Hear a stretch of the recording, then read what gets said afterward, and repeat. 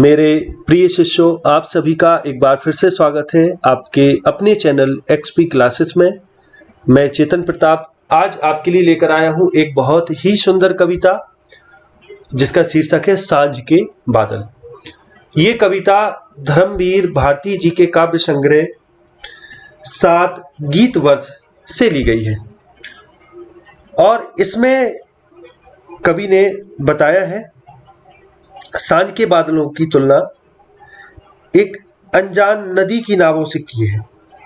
यानी सांझ के जो बादल हैं या ये कहें कि संध्याकालीन बादलों के सौंदर्य का यहाँ वर्णन किया है, वो भी इन बादलों की तुलना अनजान नदी की नावों से की है, या ये कहें कि इन बादलों को अनजान नदी की नावें कहा है। तो ये जो रचना है वो खड़ी बोली में लिखी हुई रचना है और इसके छंद की बात की जाए तो ये मुक्त छंद है। शैली की बात की जाए तो चित्रात्मक एवं वर्णनात्मक शैली है और अगर रस की बात की जाए तो इसमें शांत रस है, क्योंकि आनंद की बात हो रही। तो चलिए कविता से हम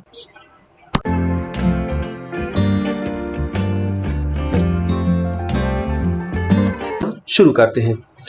ये अनजान नदी की नावें बादलों के लिए कहा है, जो संध्याकालीन जो बादल होते हैं उनके लिए कहा है। ये अनजान नदी की नावें जादू कैसे पाल उड़ाती आती मंथर चाल।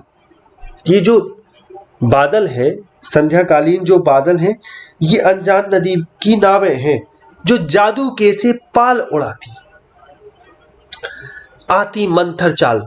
मंथर माने होता है धीमी गति, कि जो बड़ी धीमी गति से जादू के पालों को उड़ाती हुई चली आ रही। जैसे नदी की नाव होती है, ठीक उसी प्रकार से ऐसे लग रहा है जिस प्रकार जो नदी पानी के बहाव में सब कुछ अपने साथ ले जाती है, ठीक उसी प्रकार ये जो अनजान नदी की नावें जिन बादलों को कवि ने कहा है, ये नावें, ये बादल अपने साथ सब कुछ बहती हुई धीरे धीरे चल रही, बड़ी मंथर गति से अपने जादू के पालों को उड़ाती हुई। फिर से समझे, ये अनजान नदी की नावें जादू कैसे पाल उड़ाती आती मंथर चाल।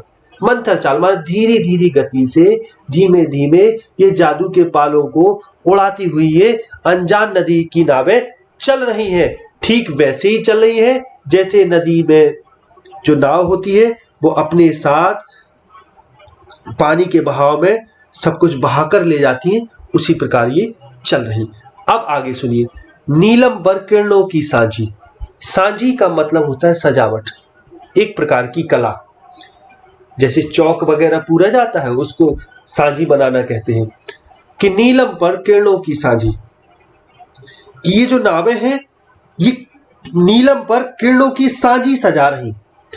एक न डोरी एक न माझी, फिर भी लाद निरंतर लाती सेंदूर और प्रवाल। अब चूंकि इन बादलों को नदी की अनजान नदी, यानी कोई नदी का नाम नहीं दिया, ये तो अनजान नदी की नावें इनको कहा है, तो कहा है कवि ने कि नीलम पर किरणों की सांझी, यानी ये नावें नीलम पर किरणों की सांझी सजाती हैं, यानी एक सजावट बना देती हैं किरणों की, कैसे एक विशेष प्रकार से नीलम चमक रही हो। एक न डोरी एक न माझी, ना तो कोई डोरी है ना ही कोई इसका माझी अर्थात इस नाव को चलाने वाला है, यानी बादल तो अपने आप बहते।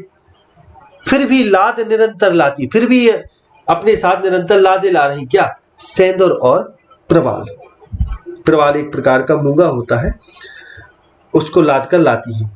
यानी जिस प्रकार से नदी में नावें जब चलती हैं, पाल वाली नावें, तो कुछ ना कुछ माल ढोने के काम आती है, तो वैसी बादलों की तुलना की है। तो कहा है कि ना तो कोई इनको चलाने वाला कोई माझी है, फिर भी जो नदी में नावें चलती है उनको कोई ना कोई चलाता है, लेकिन इनको चलाने वाला कोई माझी नहीं, ना तो कोई डोरी है, फिर भी अपने साथ सेंदूर और प्रवाल लाद कर लाती है। आगे कवि क्या कहते हैं, कुछ समीप की कुछ सुदूर की, कुछ चंदन की कुछ कपूर की। कि कुछ तो समीप, कुछ तो पास की हैं नावें, कुछ दूर की हैं, कुछ चंदन की हैं, कुछ कपूर की हैं। कुछ में गेरू और कुछ में गेरू रखी है। गेरू एक प्रकार का पदार्थ होता है। और कुछ में रेशम, कुछ में केवल जाल, और कुछ में तो केवल जाल है।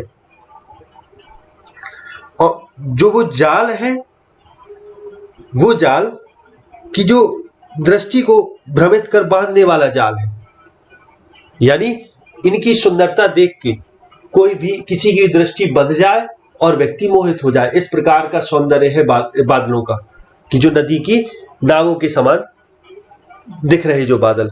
ये अनजान नदी की नावें जादू के से पाल उड़ाती आती मंथर चाल। और ये जो अनजान नदी की नावें हैं ये जादू के जैसे पाल उड़ाती हुई और चली आ रही मंथर चाल, बड़े धीमी गति से चली आ रही। तो इस प्रकार से ये जो कविता है वो यहीं समाप्त होती है। आशा है ये वीडियो आपको बहुत ही पसंद आया होगा। यदि आपको ये वीडियो पसंद आया है तो इस वीडियो को लाइक जरूर कीजिए और इसको अधिक से अधिक शेयर कीजिए और हमें कमेंट सेक्शन में जरूर बताइए कि ये कविता आपको कैसी लगी। आगे अगले वीडियो में मिलेंगे, तब तक के लिए नमस्कार। जय हिंद, जय भारत, वंदे मातरम।